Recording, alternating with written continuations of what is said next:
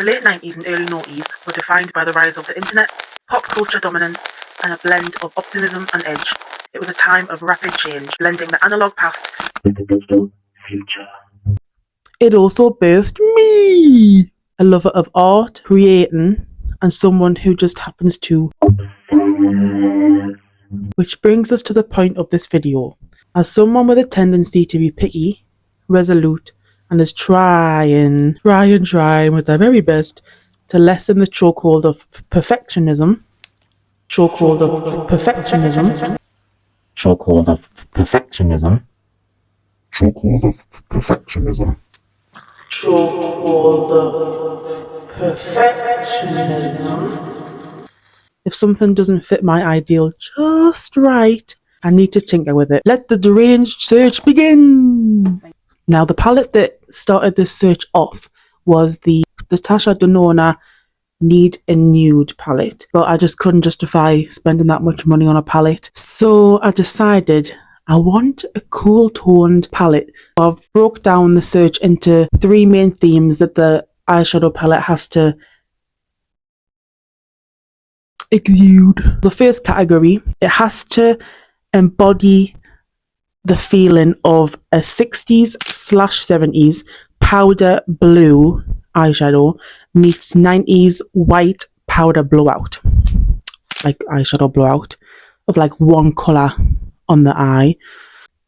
To me, this is reminiscent of 70s cool girl, like X, like a dried up old ranch. I'm in a cult, but I'm a hippie, and I'm wearing blue eyeshadow, and I'm gonna kill you, and I love you. Sort of hippie aesthetic, merged with the 90s white frosted catwalk looks, and having a block of colour on the lid. A little mashup of the two. And I know it's referencing sort of 60s and 70s, but trends always just repeat, in my personal opinion. I didn't have a fashion degree or makeup degree, so it didn't come first, right?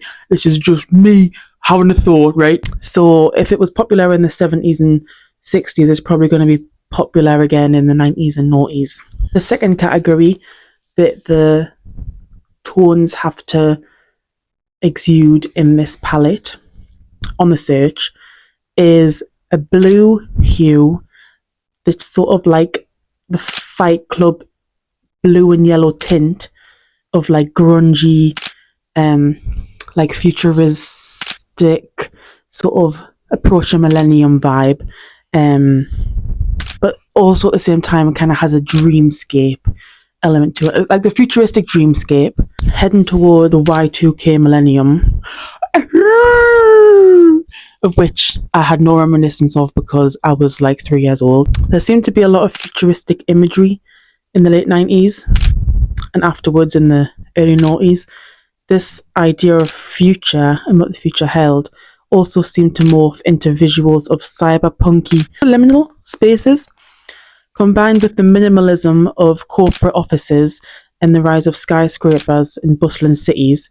All these graphics had such a heavy, almost industrial connotation to me anyway. And when you're in your own little corrugated little death room with the desk and the... If you've been in a call centre job, you know the feeling. I also pulled the futuristic industrial skyline into the shimmers that I wanted out of the palette, like a silver, gunmetal grey, white, like sort of like an angel white of like this ghost angel that's haunting around the office factory, you know what I mean? And the sort of matte, smoky industrial shades. And the third category is the 90s ladette meets noughties skater grunge. To me, there was something similar between the two, even though on paper they might seem worlds apart. And that similarity to me is an exuberance of not giving a whoop, not adhering to the typical female gender norms, being loud, taking up space, and expressing herself through style. Like, do you know what I mean? Like the sort of like neutral, cool tones of the 90s that kind of look like you weren't wearing makeup, but like looked flushed, like you're just being like on your skateboard on the street to the spa, or that you'd been like Pure rocking out like in the dark room. That's the final category. I searched on Boots, bigger stores like Beauty Bay, Superdrug, Revolution, Colourpop, Sephora, and there were a couple that got me attention. Like this palette on Beauty Bay had lots of good smoky tones, cool toned smoky tones, but just wasn't right. There was a few on Colourpop. This Twilight one was amazing. If you took out the green shades, it would have been pretty much what I was after, almost-ish, but I didn't want to have to pay that much for shipping and VAT and all that. This palette on Colourpop as well. On Superdrug, I found this palette by MUA. It was only £6 and it had lots of great cool toned brown, grey, blacky, smoke, shimmery colours. The only colour I wasn't sure on was in the middle, that sort of warm brown, but it actually looks okay. Here it is. It has good promise for what we're after. The sort of gunmetal, glittery, smoky, bluey tones. And I also got this e.l.f. palette because I wanted that powdery blue colour. The items needed were the eyeshadow palette, a spoon, a bowl, tools to help get the powder out, the shadow out, rubbing alcohol. I found this article by Bobbi Brown. Is that right? Yeah, I was thinking of Millie Bobby Brown, but no, Bobbi Brown. And so I went off her method. So I decided this colour was the one that would have to go to the graveyard, which felt absolutely abominable, wrong to the core of my soul, scraping out this. But it had to be done for the greater good, for the Pinterest board, for the vibe, you know. So bye bye shimmery purple, and then I just cleaned it to try and get the residue of the purple out. Then time to depan the stunning powdery blue cornflower blue shade, which is literally the most heavenly colour and exactly what I was after. And in the Bobbi Brown article, she said to use the back of a spoon to make it into a fine powder. Then to add in some rubbing alcohol, which we don't really have in the UK. It's called saline solution? No, it's called something else, so I had to get the rubbing alcohol off Amazon. But you have to make it into a paste using the rubbing alcohol. Then it was time to put it back in the pan. And I was starting to panic at this stage because in my mind it was just going to flow nicely in and level out. But obviously already this looked more of a thick paste than I was expecting. And I was like, oh my gosh, this isn't going to fill it or look nice or whatever. And spoiler alert, it actually doesn't look very nice at the end, but it does the purpose. So I let it sort of dry in the sun a little bit to get more of a hard texture that I could still move around but without it being sloppy. And I used a 5 pence to try and squish it flatly, but that didn't really work very nicely. So then I tried to like rub it side to side, and then it just started spilling out the sides. I tried to use the round end of a skewer to gently tap it, but again it just looked a bit janky. I think if I were to do it again, I'd actually just not make it into a paste and just try and tap in the powder like when it was all crumpled, but it's fine, it does work. So next, which is gonna be fun, is designing the cover and choosing names for all the shades. Obviously they already had names from like actual people that produced it, but I want to come up with my own, you know what I mean? So here's the palette. I called it Frosted Filth, and I just chose this graphic that I liked and put some images that I liked based on the inspiration. And here's the palette all together. Gee, you really can't tell which one I did. Here are the names that I made for it.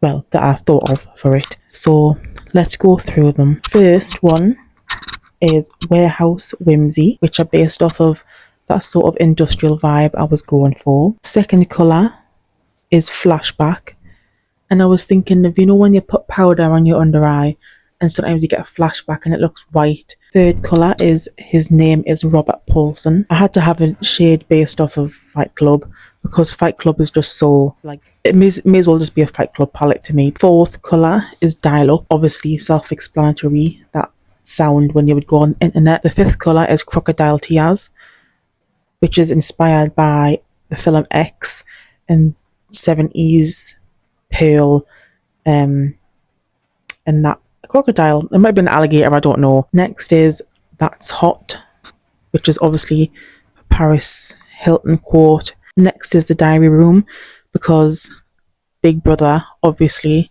it was so 2000s, and I love Big Brother. It was so good, and I'm pleased they brought it back. Actually, I think this season, the new season, was really good. Not the celebrity one, that was, I didn't even watch it, I couldn't be arsed, but love Big Brother. Then we'll have Dirty, after the Christina Aguilera song, because the music video for that is just so on brand with the palette, you know. Then Hello Moto, that flip phone, oh, the pink one. I thought the pink one was so cute. I knew my dad had the black one. Then we'll have Skank, because you have to be a skank to buy this palette.com, bitch. Next is Sul Sul, which is obviously from Sims 1. I think it was either Sims 1 or Sims 2 that I played when I was little. I think it must have been 1 because the graphics were like calculator level, but it was iconic for killing your Sims in the pool and trapping them in the room and putting them on fire, so had to be in. Then Baby Cakes, because I was obsessed with that song when I was little. Furby Fever Dream, because Furbies are literal nightmare fuel. Soil Stained Flares, and like the sort of skater vibe, and the doors just drag under your feet and you get soaked and mud stained. And then Sleet, because I love the smoky shades. They're very grunge, like sleet, like rain and snow. This is the look. Can you see? This is what I'm wearing now, is the look of the palette. It's the it's the sort of like 60s, 70s,